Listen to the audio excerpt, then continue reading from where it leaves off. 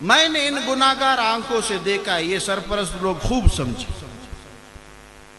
29 पारे एक हाफिज ने हिफ्ज किया था।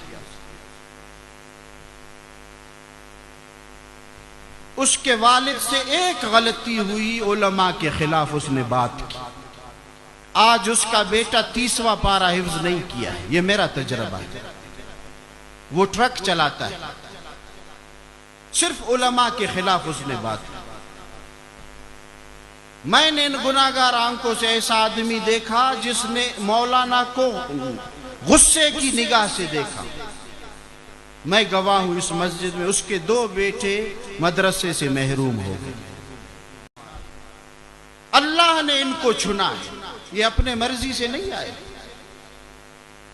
ये नबी के वारिस अपने मर्जी से बने नहीं हैं। इनके खिलाफ मुंह खोलने से पहले समझो कि अपने औलाद को महरूम कर रहे हो, अपने आप को महरूम कर रहे हो।